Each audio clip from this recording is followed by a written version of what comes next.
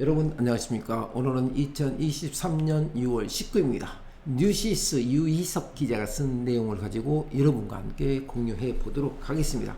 오늘 날씨 기상청 예보에 의하면 35도라 하는데 35도가 훨씬 넘는 것 같습니다. 날씨가 너무 좋습니다. 제가 관심을 갖고 있는 지구 온난화에 대해서 현실적으로 느끼고 피부로 와 닿는 그런 날씨가 아닌가 싶습니다. 전기차 화재 급증, 일부 지자체 지하 충전 금지, 이런 내용이 되어 있습니다. 저도 전기차를 가지고 구입한 지 2년이 넘었는데 아주 조심스럽게 타고 있습니다. 근데 전기차 충전한 시설은 거의 다 저는 실외에서 충전을 하고 있고, 공공장소에서 있는데, 전기차가 보급이 늘어나면서 화재 사고가 급증하고 있고, 전기차가 화재가 나면 진압이 어려워 번지기 쉽고, 특히 지하 주차장에서 화재가 발생 시 대형 재난이 우려된다라는 것도 있고, 일부 지자체에서는 충전 시설을 지상으로 이전을 검토하고 있다라고 이렇게 나오고 있습니다.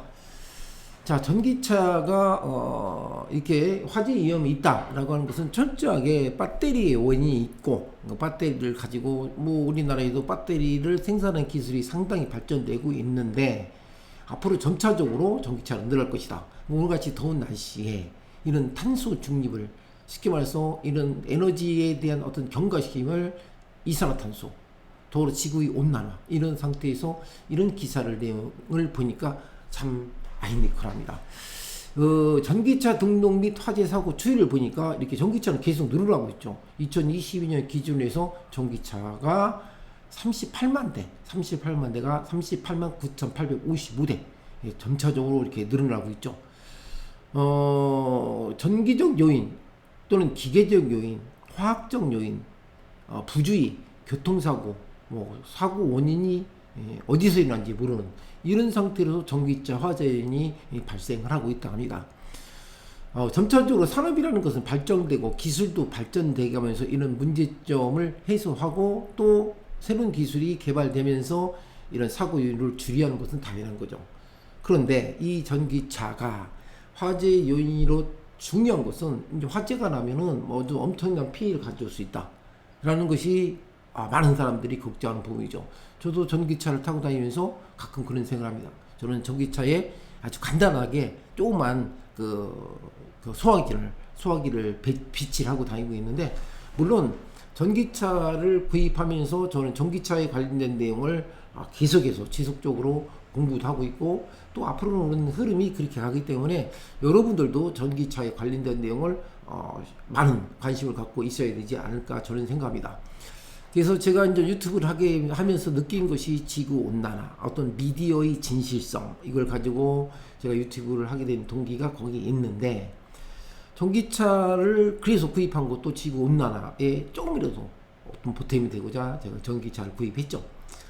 그런데 이는 전기차의 화재 요인이 전기적 요인, 화학적 요인, 부주의하고 교통사고, 그 다음에 미상, 이것이 대략 우리가 그냥 수치적으로 계산을 하면은 약 50% 가까이가 이런 것이 나타나고 있습니다. 부주의, 교통사고, 미상.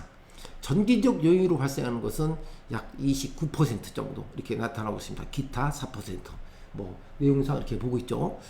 자, 아니, 전기차가 이렇게 좀 화재 사고가 있다 하는데, 제일 중요한 것은 전기차를 타고 다니면서 저는 개인적으로 어떤 특정한 그 회사를 이렇게 말씀드리기는 뭐하고, 주의점은 뭐냐면, 전기차 충전할 때 어떤 급하게 서두르지 말고 천천히 비오는 날은 되도록이면 전기차 충전을 삼가하시고, 또 그렇죠, 전기적 요인으로 발생할 수 있으니까. 그리고 그 전기차를 충전할 때 이제 커넥터를 연결하고 뺄 때가 있거든요. 우리가 보통 스파크라는 게 있잖아요. 플러스 마이너스가 만나면 이렇게 과전류가 생기면서 생기는 그 현상. 그것을 뺄 적에는 늘 조심해야 될 것이, 억지로 안 빠진다고 해서 억지로 뺀다든가 그런 것은 절대 지양을 해야 됩니다. 그래서 전기차를 충전하실 때는 전기차를 커넥터에 연결시킬 적에 완전히 충전 종료 완료 그 매뉴얼에 따라서 이것을 충전을 멈춰야지, 충전을 마치야지, 그렇지 않고 안 된다고 해서 뺀다든가, 또는 하다 말고 쭉 뭐 자기도 본인도 모르게 이렇게 해서는 안 되겠죠. 그래서 전기차 충전하는 기본적인 매뉴얼을 그 화면에 나와 있는 그 형식에 따라서 이렇게 설치를 해주는 것이, 설치하고 제거를 해주는 것이 이런 그 부주의로 사고를 사전에 예방할 수 있지 않나는 생각을 또 해봅니다.